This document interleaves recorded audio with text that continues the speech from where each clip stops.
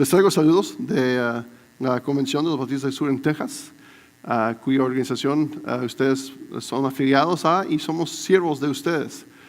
Somos una de las pocas denominaciones donde la convención realmente no es arriba, la convención está abajo. Es la iglesia que está arriba, porque a través de la Biblia nosotros aprendemos que el misterio el repartimiento del Evangelio desde el inicio de los tiempos, Dios lo planeó hacer a través de la iglesia local. Entonces, esa es la iglesia local que es preeminente en las Escrituras en cuanto a el cuerpo de Cristo, no la convención. Y en nuestra política, en nuestras logísticas, ustedes son los que nos mandan a nosotros. Nosotros servimos al placer de ustedes. Entonces, me alegro y me da gozo verlos aquí trabajando para el Señor y creciendo. Se relata la historia, tal vez más un cuento que historia, de un español que llegó a los Estados Unidos y no sabía nada de inglés y se pasó todo un día sin saber cómo pedir de comer, porque estaba en un parte de los Estados Unidos donde no se habla mucho español. Obviamente no es norte de Fort Worth, porque ahí pues no se habla inglés. Entonces este español se acercó a un amigo mexicano y dijo: oye, tú, ¿qué haces para poder ordenar comida? Me estoy muriendo de hambre. El mexicano le dijo: mira, tú acércate a este restaurante y bien rápido le dices al mesero: ¿usted quién es? Y a mí te muestro. El mesero vino y el mexicano dijo: ¿y tú qué? ¿Y usted quién es? Y el mesero pues escuchó steak and eggs. ¿Usted quién es? Y le trajo este bistec con huevos y todo demás. Y el español dijo: oh, eso es fantástico. Entonces, el otro día, ya que el mexicano ordenó para los dos ahí, el otro día el español dijo: bueno, y ahora que sé, no tengo que morirme de hambre. Se acercó a otro restaurante al mesero y dijo en español que sabe usar: ¿y vosotros quién sois? Obviamente no tuvo el éxito que su amigo mexicano tuvo. Hay un canto country en inglés de un cantante, Reba McEntire. No sé si ustedes escuchan ese estilo de música. Pero el mensaje del canto es de una señorita hablando y cantando, o sea, diciendo este relato en cuanto a su papá. Y el canto va algo así: el hombre más grande que jamás conocí vivió al fondo del pasillo y cada día nos saludamos, pero sin tocar. Él estaba en su periódico, yo en mi cuarto. ¿Cómo fuera yo saber que él pensaba lo máximo de mí? Nosotros vivimos en una sociedad donde es muy fácil ser religioso. Jesús, aquí en Mateo 16, les invito a abrir sus Biblias a este relato en nuestras Biblias. Mateo 16. Jesús se encuentra con sus discípulos caminando unos 50 kilómetros o 25 millas al norte del mar de Galilea. Y van a una región, se llama Cesarea Filipos, una región que mayormente era poblado por los gentiles. Ahora, los gentiles, si ustedes saben, somos tú y yo, o los que no somos judíos. Los gentiles en esta era también eran una gente que no tenían por qué saber quién era Jesús. No eran del pueblo de Dios, estaban viviendo afuera de la comunidad de Israel. La gente de Israel ellos estaban practicando el hecho de que ellos no decían, todo el resto del mundo para ellos eran, por decir, inconversos, o eran gente pagana, incircuncisados, si quieres usar esa palabra. Pero los judíos no tenían por qué hablarles a otros de Dios. Eso era su pensar. Entonces los gentiles en esta región, no muy alejado de donde vivían la mayor parte de los judíos, en Nazaret y Judea, ahí viviendo, esta gente no tenían por qué. Estaban metidos en sus religiones ahora romanas, latinas, a veces con raíces griegas, porque todo había sido helenizado, por decir, por la nación de Grecia, unos 2 o 3 siglos antes. Entonces ahí están y Jesús va viajando para allá. Entonces él voltea a sus discípulos. Encontramos aquí en Mateo 16, versículo 13 este relato. Viniendo Jesús a la región de Cesarea de Filipo, preguntó a sus discípulos diciendo, ¿qué es el Hijo del Hombre? Ellos dijeron, unos Juan el Bautista, otros Elías y otros Jeremías o alguno de los profetas. Si recuerdan, esto es unos días antes del internet. Esto es unos días antes de la televisión y el radio. Entonces, para correr la voz tarda semanas y meses y no solamente un par de segundos. Nosotros sabemos por leer el relato de que Juan el Bautista en estos momentos estaba encarcelado. Entonces la gente ahí en Jesús dijo, ¿y la gente quién dice que soy? Bueno, ellos, los discípulos, escuchando los rumores que están circulando, dijeron, pues tal vez algunos piensan que eres Juan el Bautista que ha salido de la cárcel y está aquí haciendo su ministerio todavía. Pero otros han dicho, tal vez eres Elías que ha regresado, porque Elías nunca murió. Entonces estamos esperando un profeta como Elías a venir. Entonces tal vez eres esa persona regresada que Dios ha enviado para ayudar a la gente de Israel a salirse debajo de la esclavitud de los romanos. Otros Jeremías. ¿Por qué Jeremías? Bueno, Jeremías era el último profeta ahí en Jerusalén antes de que fueron exiliados a Babilonia. Y era el profeta ahí con el remanente. Entonces eso pues tal vez es Jeremías que Dios también ha enviado para estar con nosotros, el remanente aquí bajo la opresión de los romanos. Pero o sea, hay un montón de gente que dice un montón de cosas. Hoy en día, ¿quién dice la gente que Jesús es? ¿O quién Jesús es? Bueno, empezamos con los judíos. ¿Quién es Jesús para la gente judía? Bueno, sabemos, ellos dicen que Jesús es un hombre, pero no es el Mesías, porque el Mesías es aquel que va a venir a librarlos y por establecer la nación de Israel otra vez, el reino de Israel otra vez. Aún para ellos el Mesías no es Dios. El Mesías, porque hay un solo Dios, el Mesías es solamente aquel que va a venir, es un hombre que va a venir a establecer un conquistador, tal vez un libertador, para ayudarles a establecer este reino.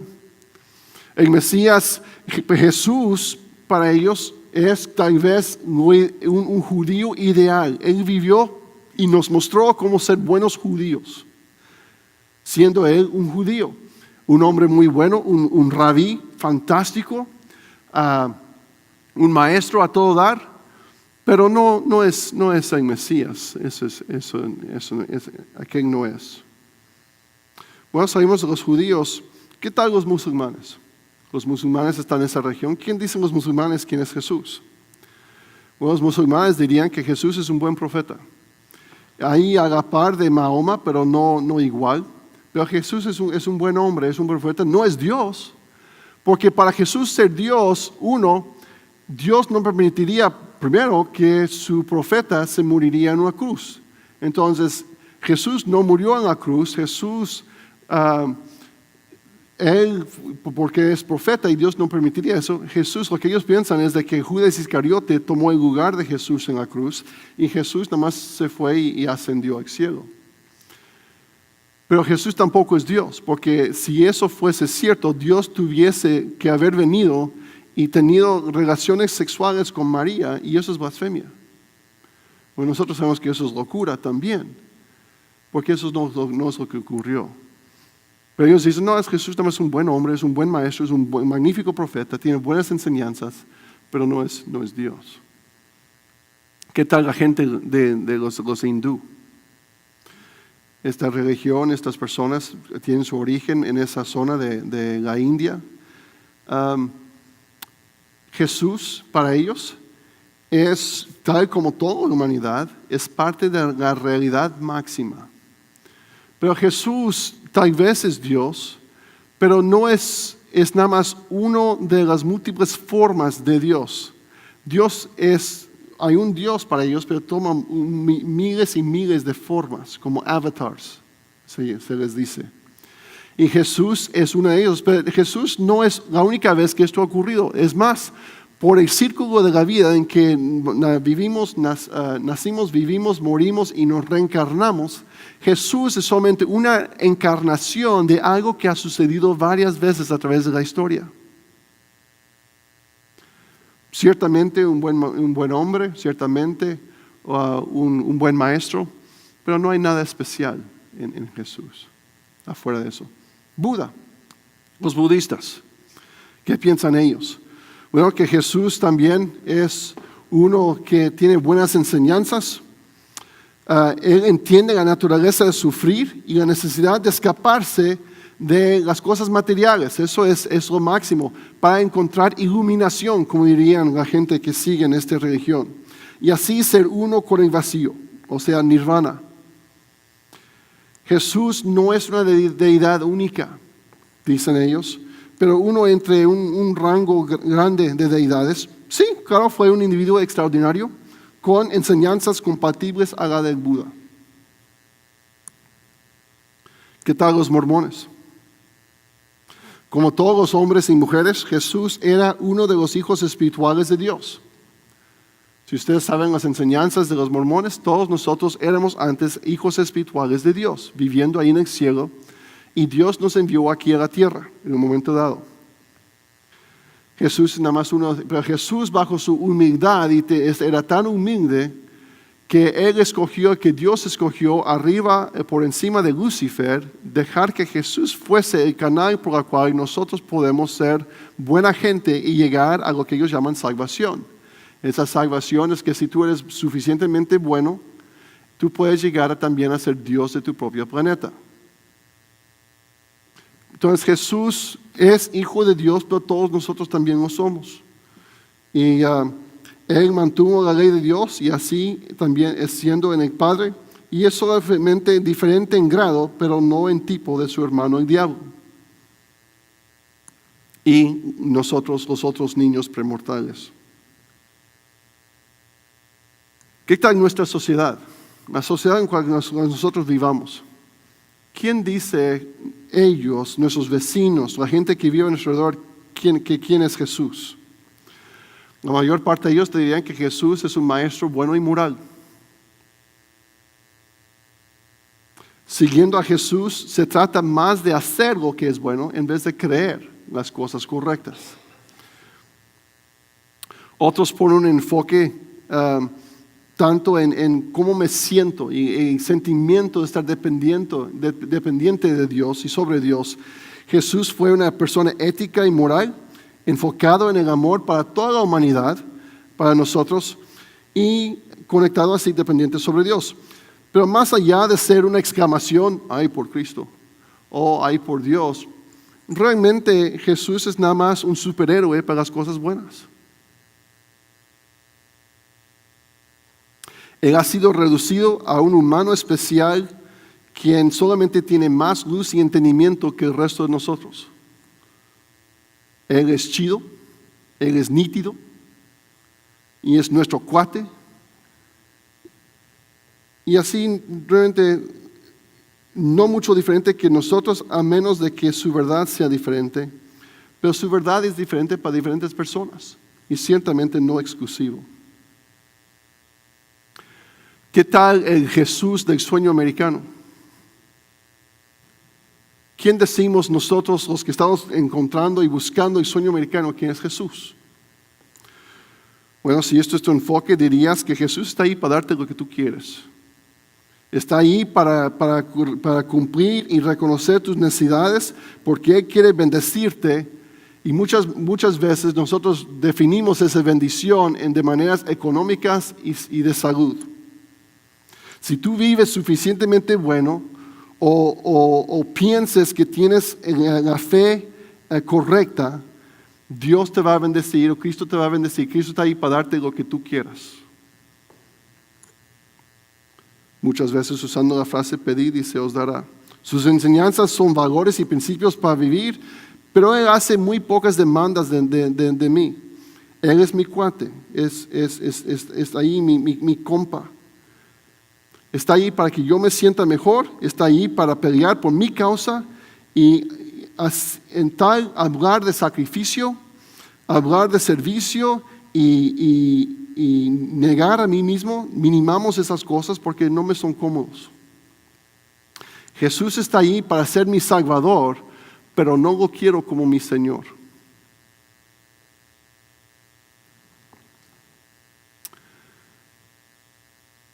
¿Y ustedes? ¿Quién dices que Jesús es? Jesús hizo esta pregunta a sus discípulos ahí siguiendo nuestro relato en versículo 15. Él les dijo: ¿y vosotros quién decís que soy yo? Y Pedro respondió, Simón Pedro dijo: tú eres el Cristo, el Hijo del Dios viviente. ¿Quién es Jesús? Pues hermanos, Jesús no es republicano. Jesús no es demócrata. No pertenece a la PRI, ni al PAN, ni cualquier otro sistema democrático o político del mundo. No es blanco, ni negro, ni moreno, ni mexicano, ni americano. No podemos definirlo dentro de nuestra caja de conveniencia. ¿Quién es Jesús? Según nosotros como bautistas no tenemos un credo, pero sí tenemos una declaración que más o menos guía o mejor dicho, describe nuestra interpretación de doctrinas básicas de la Biblia. Es la mejor manera de describir eso. Se llama La Fe y Mensaje Bautista 2000. Si quieres una copia, hermano Felipe te puede dar uno. Creo que tengo uno conmigo si alguien lo quiere hoy. O puedes ir a internet y buscarlo. Está en inglés y español. Pero nosotros como bautistas, esto es nuestra declaración. Esto es lo que nosotros escribimos a Cristo. Cristo es el Hijo eterno de Dios. En su encarnación como Jesucristo fue concebido del Espíritu Santo y nacido de la Virgen María. Jesús reveló perfectamente e hizo la voluntad de Dios, tomando sobre sí mismo la naturaleza humana con sus demandas y necesidades, identificándose completamente con la humanidad, pero sin pecado. Honró en la ley divina por su obediencia personal y en su muerte en la cruz, sustituyendo por nosotros, nos hizo provisión para la redención de los hombres del pecado. Resucitó de los muertos con el cuerpo glorificado y apareció a sus discípulos como la persona que era antes de su resurrección. Ascendió al cielo y ahora está exaltado a la mano derecha de Dios, donde Él es el único mediador, completamente Dios, completamente hombre, en cuya persona es efectuada la reconciliación entre Dios y los hombres. Él regresará en poder y gloria para juzgar el mundo y consumar su misión redentora. Él ahora habita en cada creyente como el Señor viviente y siempre presente.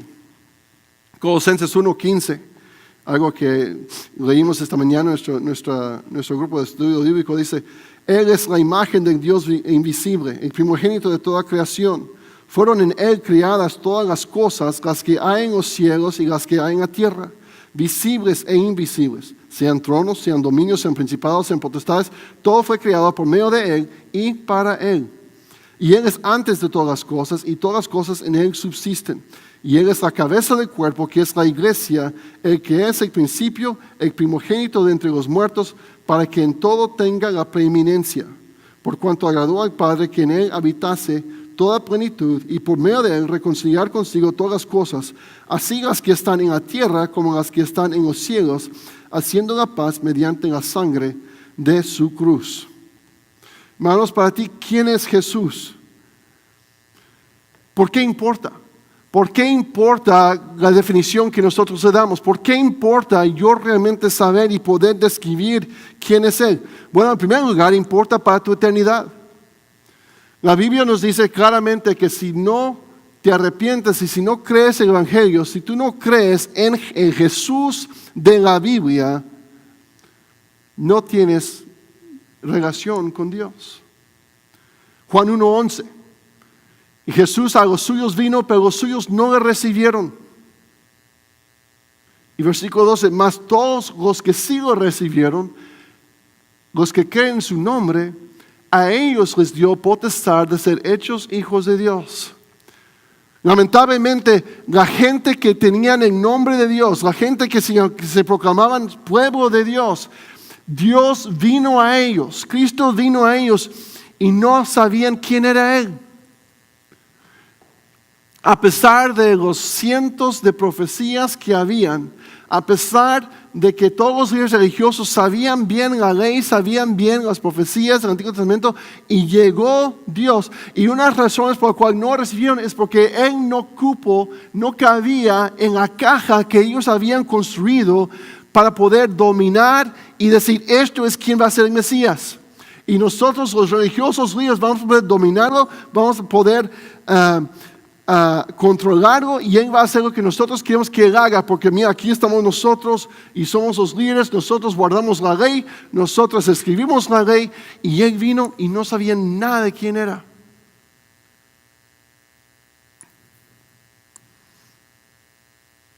No sé usted, pero yo he conocido un montón de gente en iglesias que por años han estado sentados en las bancas de las iglesias.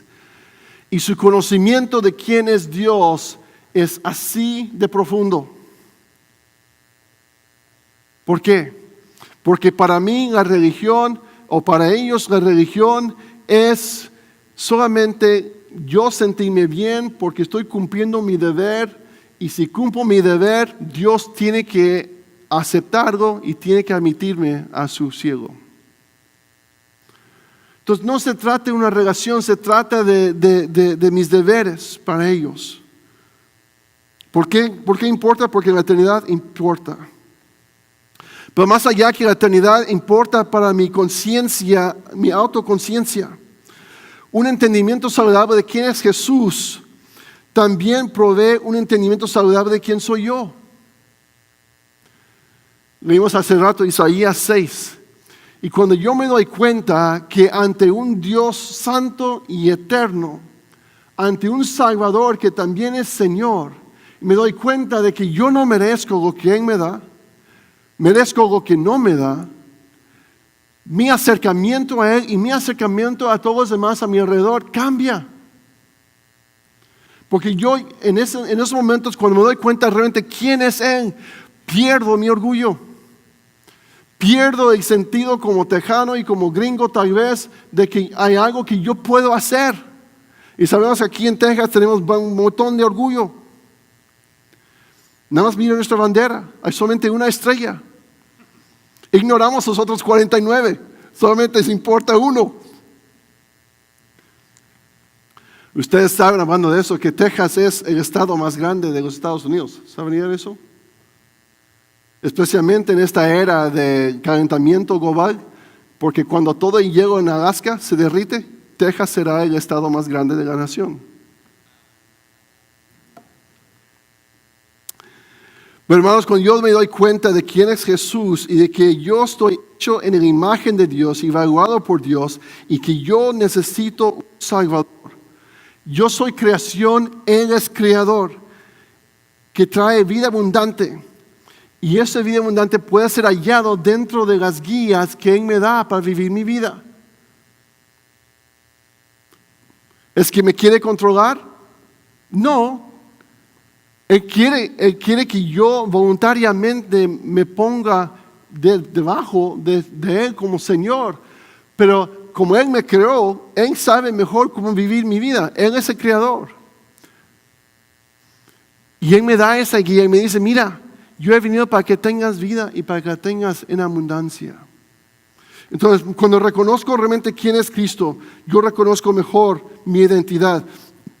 La Declaración de Independencia aquí de los Estados Unidos de América dice: nosotros guardamos estas verdades para ser autoevidentes que todo hombre está creado igual y que ellos están dotados por su Creador con ciertos derechos, que entre estos son vida, libertad y el poder perseguir la felicidad.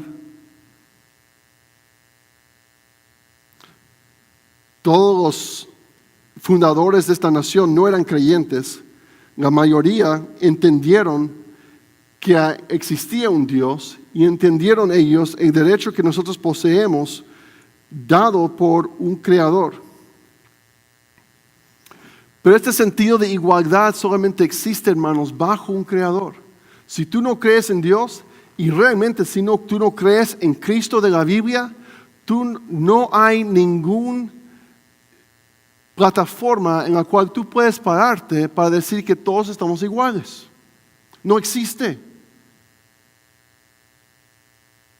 Cuando nosotros empezamos a inventar nuestro propio Dios, entonces ese Dios es gobernado por nuestros propios prejuicios. Pero solamente cuando entendemos quién es el Cristo de la Biblia, un Cristo que no está controlado por ningún punto de vista o cosmovisión de la humanidad, solamente, y que Él es el que puso el estándar para todos los hombres y que todos estamos creados en la imagen de Él, solamente así podemos decir que todos somos iguales. Entonces aquellos hoy en día que claman ese derecho, o que ellos claman que merecen ese derecho, pero no quieren admitir ni estar sujetos al Creador, quien gobierna esos derechos, son ignorantes. No puedes clamar el derecho de cualquier cosa, sino también a la vez clamas de que hay un Creador que está sobre ti y te domina y sobre todos los demás. No hay derechos si no hay un Creador dando esos derechos.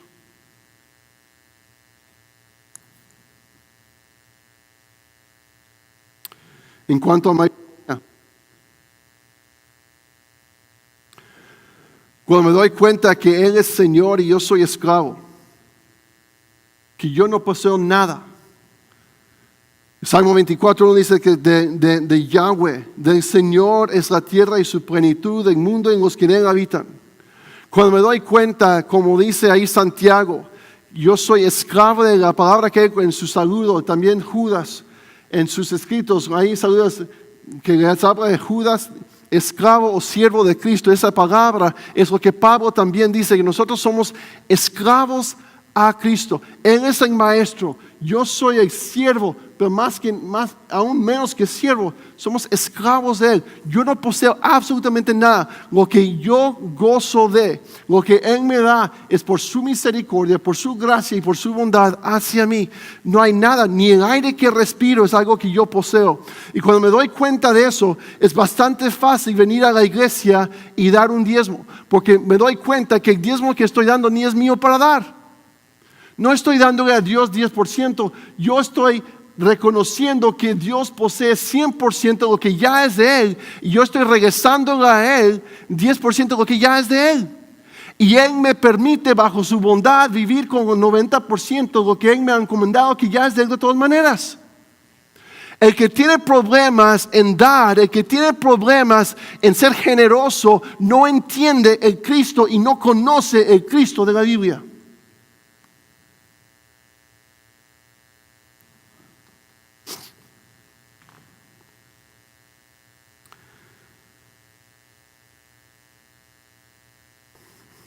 Emocionalmente, creo que más que nada en estos días de huracanes y terremotos, sabemos las emociones que vienen, las tribulaciones, especialmente cuando nuestro enfoque está más arraigada y amarrada a cosas materiales y menos en el reino del Señor. Y esto quizás es una de las cosas con las cuales yo más batallo personalmente. Hay ciertas cosas en mi posesión, una de esas es mi computadora, que si fuese a quemar mi casa, yo estaría un poquito, ok, ¿qué hago ahora? Es por eso que tengo mi data ahorrado en un montón de diferentes lados. Pero eso es una de las batallas de la vida, especialmente en este país, que este país está tanto ahogado en este perseguimiento de cosas materiales. Hermanos, el sueño americano es de Satanás.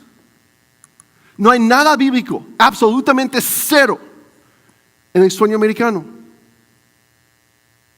En el hecho de que tú puedes, porque lo puedes pensar, o que tú puedes hacerlo, tú puedes. Eso es del diablo. Juan 15:5 dice que tú no puedes hacer nada, cero, nítido, nada, sin Cristo.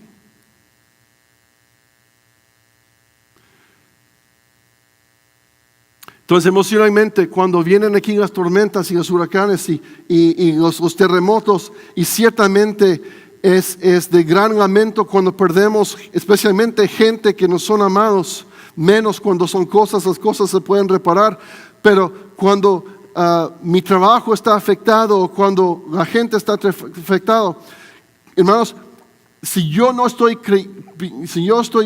firmemente plantado y si yo no creo en el Cristo de la Biblia, yo estoy como el hombre con su casa sobre la arena. Jesús le dice a Simón Pedro, cuando Simón le dice, tú eres el Cristo, Hijo de Dios viviente, Jesús le dice, mira, y esta es la manera que yo visualizo esto, Jesús diciéndole a Simón, Simón, bienaventurado es, feliz eres, porque el hombre no te mostró lo que me acabas de decir, fue Dios. Y yo te digo que tú eres Pedro, pero sobre esta roca edificaré mi iglesia.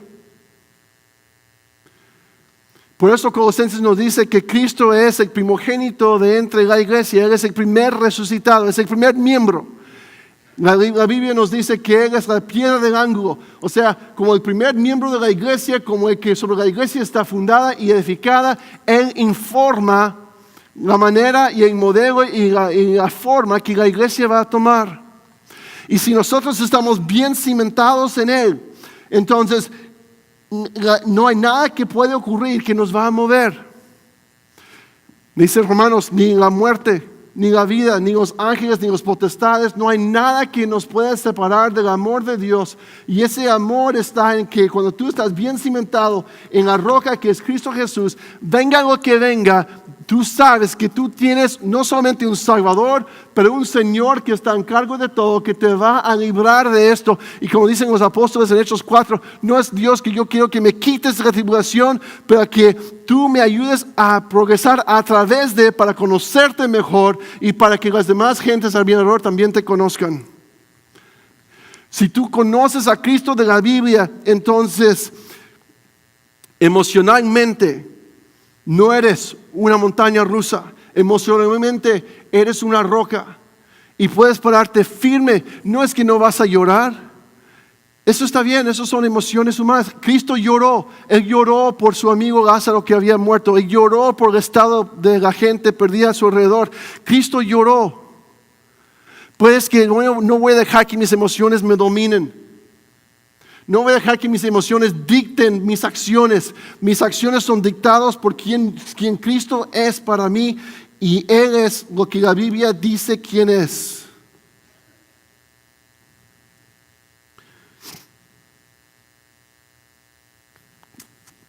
Entonces mi enfoque de mi vida, ¿cuál va a ser? ¿Consumidor? ¿En que todo lo que hago lo hago para ver qué beneficio me trae esto? Voy a la iglesia para ver qué beneficio me va a traer esto. Voy aquí al trabajo a ver qué beneficio me puedes traer. Yo trabajo para mi patrón para ver qué es lo que me va a dar. Hago como mis hijos ahorita están aprendiendo, ellos quieren hacer sus trabajos en la casa para ver cuánto les voy a pagar para hacerlos. O voy a vivir mi vida como siervo.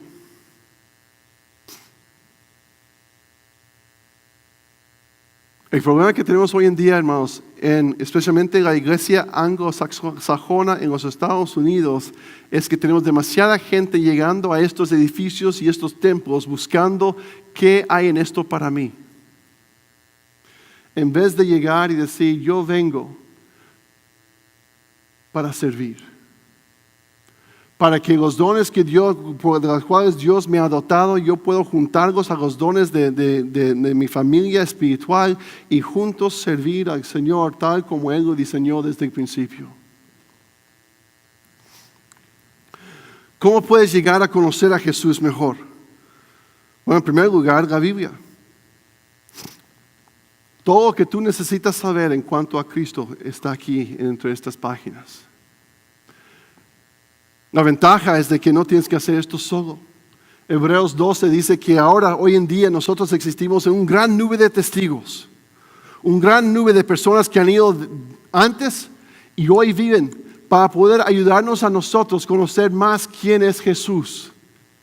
Por eso existe un pastor de una iglesia y los líderes de la iglesia, y el hermano Julián que está dando de su tiempo para ayudarnos a todos, como dice Efesios 4, que Dios dio a algunos ser pastores y maestros para ayudarnos a conocer mejor quién es Jesús. Hijos, ojalá tus padres son aquellos que te pueden también mostrar quién es Jesús. Padre, es tu responsabilidad conocer quién eres para poder enseñar a tus hijos. Deuteronomio 4. Pero leyendo la Biblia, leyendo comentarios de eruditos sanos, no de esos locos que están ahí en Houston con iglesias grandes diciendo que puedes vivir tu mejor vida ahora. Pero con gente sana, con doctrina sana que te pueden ayudar a entender mejor la Biblia. Y si no sabes quiénes son esos, tu pastor y los líderes aquí pueden ayudarte a buscar y encontrar esos tipos de recursos. Leyendo la Biblia, conviviendo con otros creyentes con doctrina sana, participando, sirviendo a unos con otros en el amor del Señor. Gente que tiene una perspectiva bíblica, orando. Cuando nosotros pasamos tiempo hablando con Él, llegamos a conocerle mejor. Mi abuela falleció un par de años atrás. Ella tenía 35 años de edad, más o menos, si recuerdo bien. Y los últimos meses de su vida los vivió en la casa con mis papás en Abilene, Texas. Y mi mamá, el cuarto de la recámara de mi mamá estaba al otro lado del pasillo de la de ella, en un lado de la casa. Mi mamá me relataba que mi abuela pasaba mucho tiempo en su cuarto, ya en sus últimos meses de su vida. Ahí leyendo su Biblia, orando. Mi mamá me decía que ella, al pasar, yendo para su cuarto, podía escuchar a mi abuelita ahí hablando con Dios. Y de repente cambiaba su hablar y hablaba con su esposo, quien había fallecido hace 20 años atrás. Pero, y ella sabía que ella es bien creyente, ella sabía que él está en el cielo y que no hay esa práctica, pero tú sabes que a veces hablamos y como si estuviese ahí en el cuarto. Pero cambiando entre orar y nada más hablar con Cristo. Para ella, Cristo estaba en el cuarto con ella. Y entre orar y después nada más tener una charla con su Señor, era algo natural para ella. Ella conocía a Jesús de tal forma que comunicarse con su Cristo era algo natural para su vida. Eso es un retrato donde yo quiero llegar. Y comunicarme con Él ser algo normal. En Filipenses capítulo 3, versículo 8 al 11, Pablo nos da realmente el razón por su vida, el razón por su ministerio. Y él dice, ciertamente, aún estimo todas las cosas como pérdidas por la excelencia del conocimiento de Cristo Jesús, mi Señor. Mira lo que dice, estimo todas las cosas como pérdida por la excelencia del conocimiento de Cristo Jesús, mi Señor, por amor del cual lo he perdido todo y lo tengo por basura para ganar a Cristo y ser hallado en Él, no teniendo mi propia justicia que es por la ley, sino la que es por la fe de Cristo, la justicia que es de Dios por la fe. ¿A qué fin? ¿Con qué propósito? A fin de conocerle y el poder de su resurrección y la participación de sus padecimientos. Aquí Pablo diciendo, yo quiero conocer a Cristo tanto como Él es, tanto como Él sufrió. Yo quiero pasar por esas cosas. Yo quiero conocer ese sufrimiento, llegando a ser semejante a Él en su muerte. Hermanos,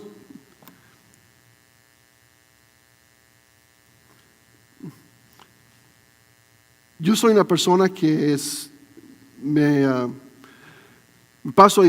más enfocado muchas veces en el hacer que ser. Soy ingeniero por estudios, por licenciatura. Me encanta hacer, me encantan las matemáticas, me encanta la lógica. Entonces yo batallo mucho con el relacionar, con el nada más pasar tiempo con gente, con personas. Mi esposa es una persona más con personas, yo soy una persona más de ser. Y así dicen que dos opuestos, dos contrarios se atraen y pues ahí tienes nuestra familia. Entonces, yo tengo muy intencional el hecho de que yo siempre batallo con pasar tiempo más con Dios. Unas cosas que personas en el ministerio, personas en la vida, muchas veces nos pasamos tiempo tanto haciendo para Dios que no como Marta, que no nos olvidamos de que realmente lo que Dios quiere de nosotros es que pasemos tiempo con Él, que lo lleguemos a conocer como María. ¿Cuál es el enfoque de su vida? ¿Realmente estás tomando la prioridad que necesitas en tu agenda diaria, en tus tiempos diarios, para conocer a Cristo?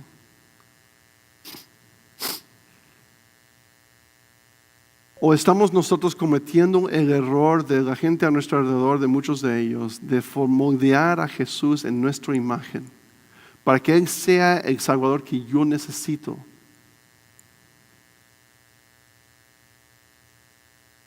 ¿Cuál es tu prioridad en tu vida? Porque tiene que ser mucho más allá de solamente levantarte, ir al trabajo, llegar, cocinar, dar de comer a la familia y descansar. Dios no nos creó para eso. Ahora, hacer el bien es el resultado de nuestra relación con Cristo, porque fuimos hechos para las buenas obras, las cuales Él creó de antemano. Pero fuimos hechos para adorarle a Él y para tener una relación con Él. ¿Dónde está en tu prioridad conocer a Cristo? En la canción de Reba McEntire se termina la canción de esta señorita lamentando el hecho de que ahora su papá estaba muerto, había fallecido un año antes y ella jamás tomó el tiempo de realmente conocerlo. Gracias a Dios, una vez que nosotros somos hijos de Dios, llegaremos un día al cielo. Pero yo no quiero llegar allí y estar parado ante una multitud de personas y tener que decir, ok, ¿cuál de ustedes es Cristo? Yo quiero poder reconocerlo en plena vista, porque he pasado mi tiempo aquí con Él y conozco quién es Jesús.